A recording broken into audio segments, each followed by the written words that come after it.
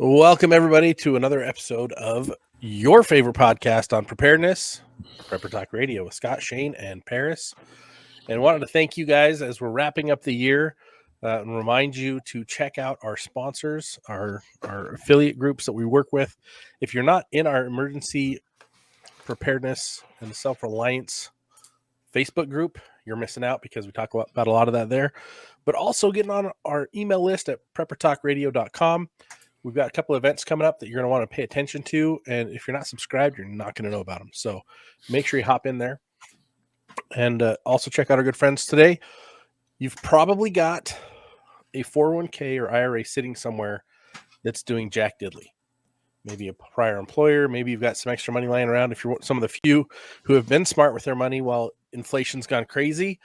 But if you've got a little extra and you're thinking, what can I do with this? Where can I put this? It's going to hedge against inflation. You need to check out our friends at learn.itmtrading.com. That is one of the best solutions, / Prepper Talk Radio. And you'll be able to get a free consultation, and they can help you with your investing goals. You can also call them at 1-866-257-0481. Now, today, it's all about passive preps. Like, this is something I've been preaching for years. You need to get away from the super intensive, labor intensive solutions and start finding ways to be more passive in your prepping. Well, we just can't do it all. You know, yeah. I mean, I can't anyway. Maybe some of you can, but to have something that's automated, that you've set up once, maybe with great effort, right? Mm-hmm. But continues to benefit you, pay you back in some way or another. I think that's kind of what I, think of when I think of passive preps, right? Absolutely. And the whole goal is to simplify your whole system, whatever you're working on, to simplify it, right? One of the things we're always hammering on is having your go bags, your get home bags, your kits organized and labeled and everything like that. But like, even simpler is things like perennials, things that are going to grow back next year. They're going to provide you more food, right? Fruit trees, nut trees. Those are types of solutions that fall into the passive prep solution, right? Other things are your solar generator and battery bank systems. That also kind of falls into the passive prep side of things, because you're not having to figure out, okay, how am I going to warm my place tomorrow during the winter? Or how am I going to recharge my radios or my systems? So we want to get you thinking about those types of things and start focusing on better ways for you to get prepped and stay prepped somewhat passively. Yeah, I like what you said there at first, Scott, is simplify. You know, we as preppers, speaking for myself, always, I tend to complicate things when, as preppers, we need stuff, right? We need gear, we need to have tools and supplies and so forth. And that complicates things. At least for me, it does, having to manage those, to rotate your pantry, right? To keep track of your food storage, those types of things can be a chore and probably unnecessary in some cases, right? Maybe we go a little overboard and complicate things. So yeah, how do we bring some simplicity into prepping to where it is so simple it's passive? I think I see a lot nowadays, the complexity that is in our lives, from electronics, from our vehicles, how complicated they've gotten, that just makes it, at first, maybe it makes things easier and gives you more comfort and simplifies, but is that a long-term simplification, or is it complicating things long-term? 100%. There's so many things that can be very burdensome. One of the most burdensome things you can do is, how are you processing water? How are you cleaning it? How are you either purifying it or boiling it? Like, what is your system and what is the process for that? A lot of people don't think about that until after something's gone sideways, unless they're already living off grid and they're like, I'm used to this. Yeah. So I guess in that case, a rainwater collection system if you got it set up correctly, and your filters, you need to Gravity change filters, filters. such gravity filters, which obviously need a little bit of maintenance, but you kind of set it and forget it for the most part. Kind of like, your furnace, right? You set your thermostat, and it's very passive. It just takes care of itself. You don't have to think about it. Oh, I'm a little warm, a little swap cool. out the filters, a little bit of maintenance year to year, and you're mostly good to go, right? That's one of my favorites, honestly. Getting a gravity fed system for your water for the filtration. My problem where I currently live is my water's downhill from where my house is. There was nowhere I could put it uphill of my house. So I couldn't gravity feed anything. But I found a ram pump instructional online. 100% power free. Built it out. It works. Then I had to empty all my stuff because we're in the moving process, but had to get rid of some of the water bins. But I was like, how did I not know of this for the last 30 plus years? I had no idea that existed. And it's a passive prep. Like the guy that his instructional, he's a YouTuber out of Idaho. He lives off grid, and I found him and I stumbled upon it because he's like, ways I built my ram pump. And I'm like, what's a ram pump? Like, for those of you hearing it for the first time, you're not a dummy. You're just like me, where you just didn't know. And so I heard about it and I was like, what is this? And it's basically a 2-ball mechanism system that as water comes out of your tank, one mechanism triggers the other mechanism and it pushes water up like a heartbeat up your hill. And I was just blown away at how easy it was. And it cost me $90 to build the whole thing. Oh, wow. So I'm like, all right, I need to do a video on it. But it was astounding how easy it was, and now how that simplified my process, because my process before was going to be fill a couple of containers, walk them up the hill. I've got like 38 steps to my backyard downhill. So I was going to have to carry those up every day to bring the water that my family needs during a major catastrophe. And now I don't have to worry about that. Just I guess the other more expensive option would be a solar pump, right? Something that runs when the sun is out, when it's not, but have a tank that it fills and pressurizes higher above your house. So it definitely more complicated system. Which then requires a security solution, which is like a pain in the butt. So that's why I ended up going with a ram pump system, because I can just basically flick it on and not have to have a major collection tank at the top. Just go down, flick it on, let it collect up the top for the day, turn it off at night, and be good to go. And not having a major, like a large 700-gallon tank in the front yard. Yeah, absolutely. Because that's basically what I'd be dealing with. Right. And then for the front yard in a residential area, that doesn't fly very well with the neighbors, or maybe the HOA, right? Yeah. It doesn't bode well for the neighbors. What is that monstrosity in your front yard? Well, not only that, but it's a huge advertisement for, hey, this guy knows he's got some resources. He's resource deep and security light, right? Well, what's one thing nice, I guess, about solar nowadays, right? Back a decade or so ago, if you had solar on your roof, it wasn't nearly as popular as it is now, right? So now, I don't know what the percentage of homes that have it, but a good percentage, and so you kind of blend in now, right? So but obviously, to make that work in an off-grid situation, you got to have batteries, you got to have the right inverters and so forth. So you have to have a grid disconnect. More components, absolutely. It gets more complex. However, I'm still a big proponent for solar power, wind power, hydroelectric power. I don't know if you can get a better passive prep than hydroelectric, right? If you have a stream nearby, a river, it just constantly flows. It constantly runs. As long runs. as there's water going, you're getting energy. You're getting energy, exactly. You need to have a place to store it so that when you can use it when you need to.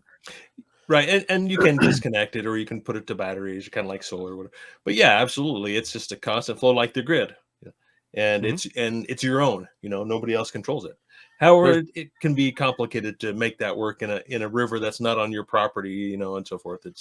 There's a lot that I'm looking at that has a creek running on the side of it, and I do have water rights if I ended up buying it. That would be awesome. And I'm just like, oh, this would be amazing, because that's the first thing I thought of. I'm like, oh yeah, water source, but hydroelectricity. I'm like, boom, okay, we can get that going. And it won't take much. There's so many DIY systems you can build yourself that are super easy to do, that you set it up once and then it's powering itself, right? It's creating solutions for other things. So if I've got power coming in, I can set up water heaters, I can set up my fridge, all my utilities that I want to have going all the time, set up my batteries. Like, those become passive, where I'm just checking on them from day to day, not spending hours trying to find solutions, not burning tons of wood or trying to go find something else to bring in those resources. It's like, if I have to heat my house off of log all winter, depending on the size of my house, I'm going to need a lot of wood. Yeah, it's a lot of wood. And so I guess another thought along those same lines is solar thermal, right? Solar heat collection, right? Whereas solar photovoltaic PV, like the solar panels you'll see on your roof, generate electricity, a DC current, right, which needs to be inverted into AC. Whereas solar thermal, there's a lot of different ways you can go about it, but in general, you use an antifreeze type solution and heat exchangers, where you can use that to heat the radiant floor heating. You can use it to heat your water. You can use it to heat the air in your furnace. You have a furnace, or a number of different ways. So another great passive prep that really I don't see a lot of in the prepping. It's funny, I saw a lot of it for a while, and then it kind of disappeared. No, that's true. It was around for quite a while and kind of faded away. And is that for heating the house? Yeah, I mean, it's not for direct heating, other than maybe geothermal, heating a radiant floor heating system. And again, that can be expensive, and solar thermal can be expensive. But once you've got it going, they're meant to last upwards of 30 years for the quality ones, similar to solar PV systems. Well, one of the cool things that goes along with that idea is actually setting up a greenhouse on the south side of your home. Yes, absolutely. That's a great comment. Right? Yeah. I've seen a couple of those up in Idaho. I've seen one here in Utah, and I think my great aunt, or whatever, my wife's aunt, has one on her property, or it was her neighbors. I think it was her neighbors on her property in Wyoming. But it was basically 40 feet of the house on the south side. The roof's pitched into it, and then below the roof is another roof line, basically of I guess it's glass. I don't know if they did plexiglass or if they did something else, but a whole greenhouse. Yeah. And the watering mechanism for the whole thing is all the secondary water from their sinks and their shower. Interesting. Yeah, that's awesome. And it was fantastic. I was like, this is incredible. Yeah, and absolutely, you can use that to heat your house as well. I've seen, looking back to older homes where you used to see those panels on the roof that have since fallen apart and decayed and aren't working anymore. Those are a type of solar thermal. I think that was a big push in the 70s or something like that for those types of heating. But then, I would see some of these older homes, just wise old people that would take their back porch and close it in with, like I say, plexiglass, something or glass, just a greenhouse on the back of their house, which then they collect that and then have a fan and blow it into the house. Yep. So not just a greenhouse for growing plants in, but also because it is attached to the house, it easily warms the house. I think that's a great passive prep. Fantastic. That's one of the things I want to do when I build out my new place is have that as a emergency heating solution, but also just generally greenhouse decrease my bills, simplify my living, and just decrease my heating bills all winter long. And then during the summer, obviously open it all up, have screens everywhere, so you can just open it up so you're not baking and cooking your greenhouse. But it gives me the chance to grow year round. And the nice thing about that is I could actually put water barrels out there and use that thermal capacity of those water barrels to keep the greenhouse warm at night. Thermal mass. Yeah, absolutely. Yeah. And I was in my greenhouse, what is today? Today, it landed last week. And it was 23 degrees outside. It was over 80 degrees in my greenhouse. It was beautiful. It was just a great place to hang out. How does it do at night? Well, not as good because it's not done. I don't really have a lot of thermal mass in there yet. I have the structure for the pond, which is going to be 1,000 gallons of water, which will help regulate the temperature. And then I plan on putting pavers in the walkways to collect more thermal mass. And I just haven't done that yet, but this greenhouse, that's what it's meant to do. I actually have piping underground where I can circulate air and get the ambient temperature underground. Wow. To kind of help regulate as well. So yeah, absolutely. And I think that's another great passive prep that is a prep, but you may not think of it that way, is extra insulation in your home, right? Energy efficiency upgrades to your home, or whatever structure you're living in, whether it's thermal mass or more insulation, sealing your windows and doors better, spray foam. Love that stuff. It's funny, we got all new windows for that purpose in this house that we're in. Mm-hmm. And it increased our energy efficiency, it decreased our utilities, and the year after we did it, the state did an initiative with the power company to get a $12,000 credit. No, of course. And I was like, oh, great. I missed that. So check your area, because there are deals like this in different states at different times. So check your area to see if there's something you can do to make your house more energy efficient. That's a passive prep, right? But if you find like some other way to pay for it, that's even better. Yeah, and like you're going to do, Scott, when you build your home, you can take into your home design into account the pitch of your roof, the angle, the how far the eaves stick out, how it shades your windows on the south side, the type of glass you use in your windows when you're building new. I mean, that's obviously hard to do, to retrofit and such, but although depending on the climate you're in and how you build your home and how you orient it toward the sun, all those passive features, could really save you money in the winter. Again, depending on where you live, if you need to heat or cool in the summer and such. So and even having trees close to the house. Yep, shading the will house help give you the shade that you need, so it keeps the house cool. But then also, if you pick the right kind of trees, they could be fruit bearing or they could be productive that way for you. So you're getting double purposes there. Well, and also the idea of setting up your trees correctly so that the wind blows through them. This is fascinating. I was studying this last year. So setting your large trees near the home and your smaller trees away from those trees. So because what happens is windbreak will come over the small trees and under the big trees. But if you put the big trees first, it'll go under the big trees, over the small trees, and over your roof. You won't get the advantage of that cooling.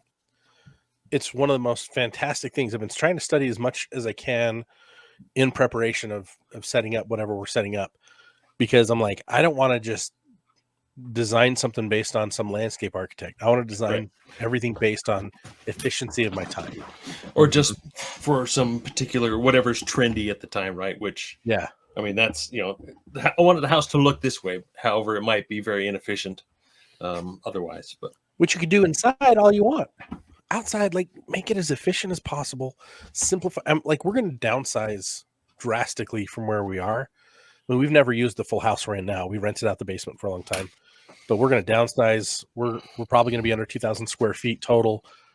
3-bedroom, maybe 4-bedroom, 2 to 3 baths, but super, super simplified compared to where we are now. And part of that is trying to think, okay, how can we simplify our life, but also passive preps? Like, I want an orchard, not just trees. I want grapevines. I want other things that are going to grow. We're going to have loofah plants. We're going to do as much as we can to have plants that'll grow back year after year. Mm-hmm. For example, jalapenos, you can grow those, bring them inside, obviously, but you can grow those again the year after. A lot of different types of peppers you can do that with. A lot of different types of semi-annuals, you can get a couple of years out of them by just bringing, trim them back and then bring them inside for the winter and then put them back out in the dirt in the spring and let them go to town. Yep. Yeah, I didn't plant any lettuce this last year, yet I got a forest of lettuce because I let one plant go to seed and I didn't do anything. It just planted itself. It's as passive as it gets right there, right? Right. Of course, the raspberries, they're always coming back. The strawberries are always coming back. The potatoes, I never entirely clear out all the potatoes, so they come back every year. I don't really even have to plant them. I don't always get the best crop, granted, but I get something, right? I mean, there's different levels of passiveness. I think there's a big push right now to learn how to, get passive income, money coming in. Right. You don't have to do anything. I don't think I don't think something coming in that you don't have to do anything is even possible, no matter what you're doing. There's going to be some level of maintenance, some work involved. Like, for example, we can grow a fruit tree and we can say, well, look at this passive preps. This tree grows fruit and I don't have to do anything. Well, you have to pick it. You have to harvest it. You have to prune it. You have to cut it back. There's some things to do still. Even with a garden, I think a garden would be considered passive prep, even though there's some, regular maintenance that needs to be done to keep the weeds out and other things like that. But if you build it right, there's outside gardens and then there's inside gardens. Like we're talking about greenhouses, but you could even create, a shelf or an area in your kitchen where you're growing greens or microgreens, and you have those little lamps and lanterns, and those just kind of grow year round, especially with the new lights or the lights that they've invented since new. I'm saying new lights, but I'm like since Thomas Edison, that guy. The new lights that are out, of course. So there's ways to create things that you can do to kind of keep those things going, even in your home, and there's just always something to do, but it's just how much. The passiveness is that it's maintenance level. Your intervention is very limited, if anything. Lessening or lowering the amount of energy you've got to put into something is the whole idea, right? So I've got passive income coming in, right? From I'm an Amazon influencer. Ooh, so cool, right? Blah. Whatever. I have products that I'll do reviews for. I did a bunch at the beginning of the year, and I just didn't have time because I've been working on the house.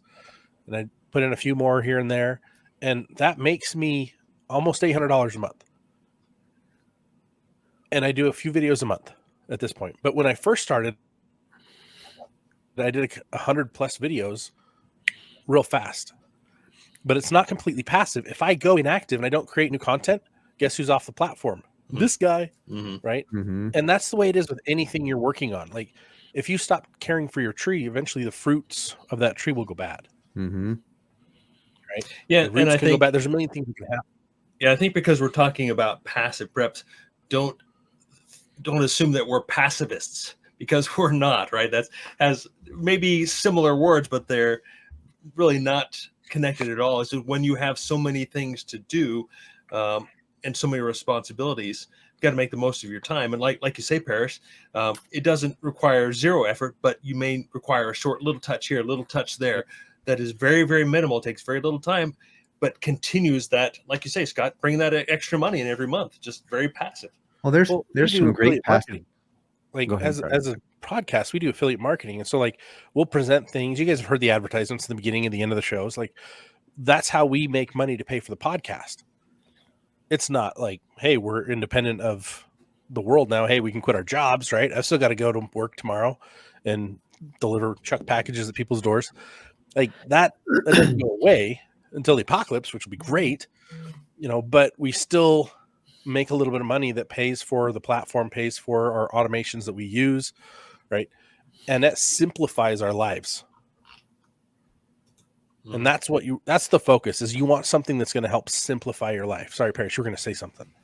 No, I was just going to say that another thing for passive preps is learning how to set snares and traps, because you can basically set a dozen of those and let it and just check on them and have a greater opportunity than just sitting in a tree with a gun to catch an animal or catch some kind of game that you can eat.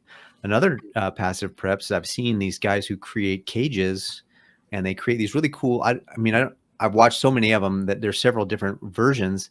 They create this contraption where you can put it in the water, and it like attracts all these fish, and you don't really have to be there. You literally put this thing in the water, it attracts all the fish, and then you come back and get it once a day. And there's a bunch of fish in there that you didn't have to sit there with your fishing rod the whole time. You literally put it in the water, put it in the river, stream, whatever lake, and then the fish are attracted. And then you go do your other things, and you come back, and before you know it, you got a whole meal there of fish. So there's some great things like that. I think they're important to learn and important to know, and have those types of things at least on your list of potential skills. We're going to be talking about goal setting here, but that might be something you want to put on your goal set. Learn how to do that, passive hunting and trapping. And so I love trapping fish. It's so much easier for me. I'm horrible with a rod and reel. I've caught more fish with my bare hands and with traps than I have with a rod and reel. And there are certain areas where you can do these things. Where some areas that it's illegal to use traps, like especially on your squirrels and marten, and there might be some protected species around. So be aware of that when you're practicing and when you're learning. Find out what's legal to do in your area. Another good thing is casting nets. Have you guys ever thrown one of those? Haven't. No. Oh, jackpot. Really? It is so much easier than fishing. Now, obviously, in Utah, I can't use it for fishing, but I can use it for catching bait. And I can use the bait to catch fish. But I always have to pull out large fish when I use it. And I'm like, great. There are big fish in here. I can catch them. Usually I can't. But it's like, it gives me hope, false hope. It gives me hope that I can maybe catch fish. My nephews and my nieces always seem to catch them off the bait I use, and I catch, and I can walk away and they'll take my rod and reel and catch something. It's the weirdest thing. That's awesome. But I love like that casting net, that bait net. Mine's 15 feet across. Nice. So everything within 15 feet, like it's got weights on the outside, and when you pull on it, all the weights go to the middle and it drags across the ground. You pull the net out and you see what's inside. I've used it more in Florida. When my brother-in-law lived in Florida, we'd go there and I'd use his. He had I think a 20-foot, maybe 25-footer. It was huge, and we'd catch all kinds of stuff. And we'd end up with sharks and sea bass and all kinds of other stuff that we'd have to then pull out, put back in the water, and then have all these little tiny fish to use to catch. And we'd catch a ton of stuff. That's crazy. Yeah, anything you can use like that you can set it and then walk away, and it will do the work for you. That's kind of what we're talking about, like the ability to multitask, or the ability to set something up, then you can walk away and just let it do its thing and maintain it. That's the perfect way to do that. And that's food, water. We've talked about food and water. We've talked about power. Like if you're heating your home, for example, with a stove, you've got a cast iron stove in your house, right? Potbelly stove, whatever. Set a distiller on top of that and be filtering running your purification through that at the same time. Like take advantage of that spent energy. Oh yeah. So that you're not just you're heating the room, but a lot of times those things heat way too much, way too fast for small spaces. They're fantastic. Yeah. Multitasking. But like multi-use on that energy, so you're not putting it to waste. Or you're not losing as much as you could be. Right. Because then you're like, hey, all right, we processed 3 gallons today and we kept the house warm. Perfect. And, got and water make some bread and make some hot chocolate and all kinds of stuff that you can do. Just recover that heat. Absolutely. We kind of went past the home for a little bit. I had a few other comments. Talk about home security in particular. There's a lot of things that I've done to my home that are very passive that just give me peace of mind. Like, for example, on my basement windows, I put all window covers, metal window covers that are locking, that are easily unlocked by my kids in the basement. But that being that passive prep, I never have to worry about the basement. It is absolutely 100% secure. If someone tries to get in, I will know about it very quickly. But just those types of things that you can do your home to make it more secure. I mean, it could be a video camera system, that alerts you to any motion. Very passive prep, kind of a high tech, which I tend to shy away from the high tech. But it's undeniable that a home security system is very effective, especially right now. Yes, it could spy on you, right? Anything can be hacked like that.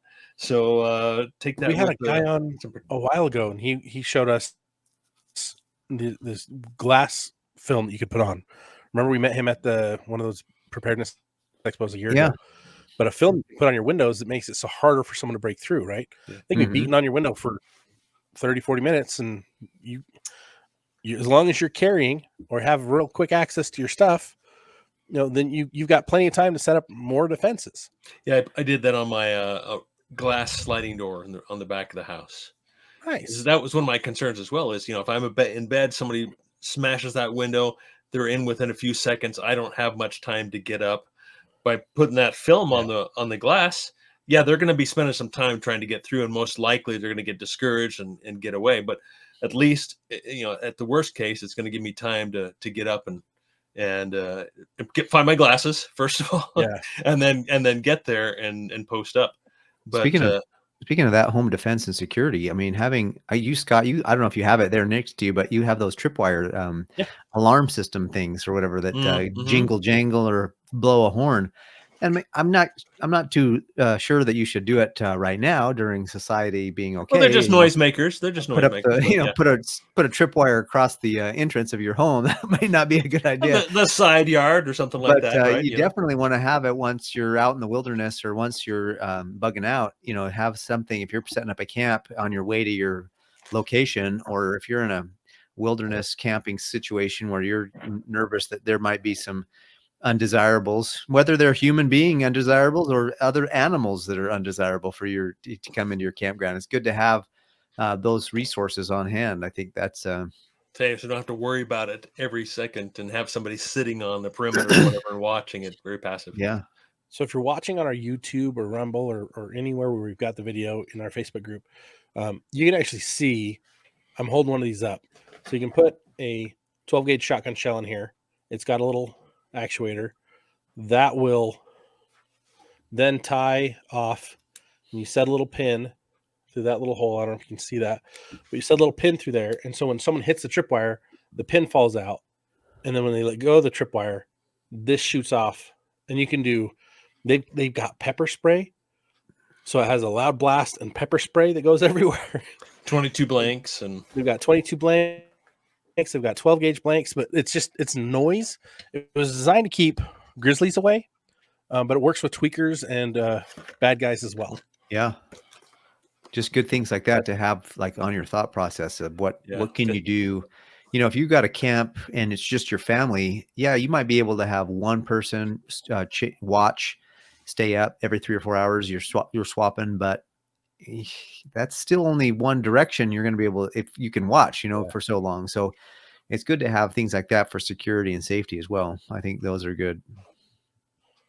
Well, I guess part of this is we're talking about passive preps, but I guess the right way to call this is like layers of defense that require less work. Right. Yeah. Well, that's all part of it. Yeah. Tripwires, that requires less work on your part, right? Go around, set it up at night, but then you can sleep longer or in shifts and give you a better chance of survival. Mm-hmm. And so as you guys are listening to this, please pull out some paper and a pen, write down ideas. Please feel free to comment with us and let us know things that you've discovered that can be passive, because we're not going to know everything, right? We're only going to know what we've learned through our experience. Yep. But all of us can win together, and that's the key. That's the thing we want you guys to take away from this episode. Yeah, I was trying to think a little bit out of the box. Of course, the main passive preps that come to my mind are, of course, solar, wind, the one things we've already talked about, right? They're kind of the lower hanging fruit. So I was trying to think of what other things do I consider passive preps, and of course the poem that came to mind was Emerson, sow a thought, reap an action, sow an action, reap a habit, sow a habit, reap a character, sow a character, reap a destiny, right? That sounds like a lot of activity. It sounds like a lot of hard work, which, kind of going back to what you said, Parrish, is, it still requires input, but habits and training and those types of things become habits, become automatic, right? So to me, that is a form of passive prep, right? Because it's something I do every day. I don't have to think about it. It's automatic. Yes, it requires my own effort and input probably, but without having to sit down and make a list. Okay, I need to do this, and this. It becomes natural.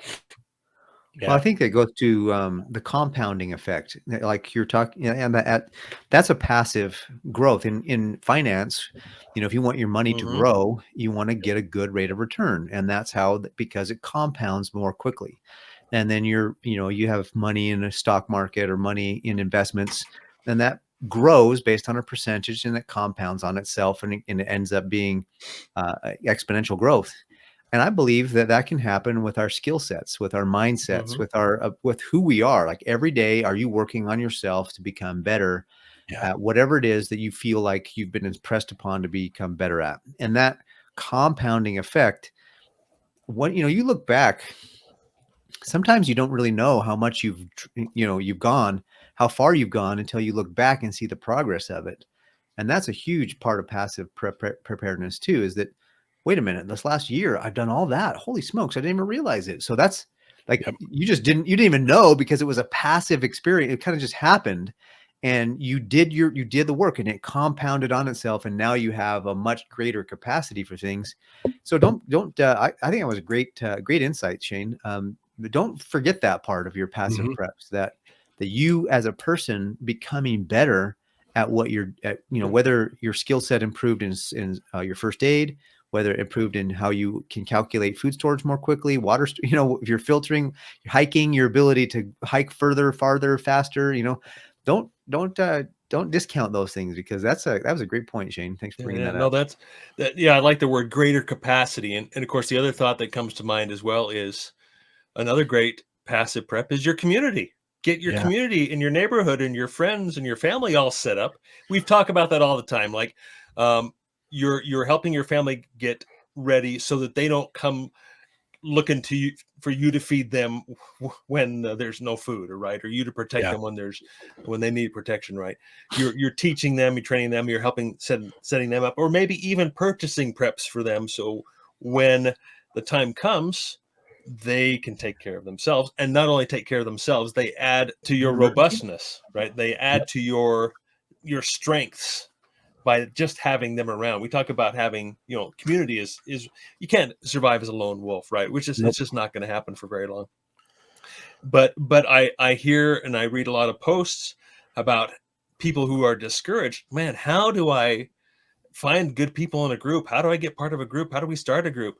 I'm just very frustrated because I don't trust these people. And there's so many factors, but over time and consistency with effort, you can create maybe an automated community to some respects, right? To where you don't have to all constantly look out for yourself. There's others looking out for you as well. So community is so valuable, because if you look in history, before fire stations were everywhere, the community, someone would yell fire and start ringing a bell. Everyone would wake up, or everyone would come running with their buckets. And that's what you need to build in your group, right? That's what you need to build in your network. People that will come running with their buckets, air quote on buckets, whatever that needs to be, right? Part of that could be, and this is one of the things I really want to do, is get a guardian dog, a livestock guardian dog. I'm looking at Great Pyrenees, so that when I get out to my land and I have animals, I don't want to be patrolling those all the time. I don't want to have to worry about fox and wolves and coyotes and all the other problems, right? But also, like, this is the funniest thing, but there are in Brazil, there is a prison that uses ducks and geese for their security agents. That's awesome. Basically, they've got a perimeter, and if people come close to the perimeter, those things go off, and they're loud. Make a racket, yeah. And it helps the security guards identify where there's a threat faster. Well, my great grandma had a swan or a goose, I can't remember which one it was. I think it was a goose, on her property, that kept sales guys away. This is back in the day when, like, they would drive from house to house out in the country, and they try to sell you everything under the sun out of their trunk.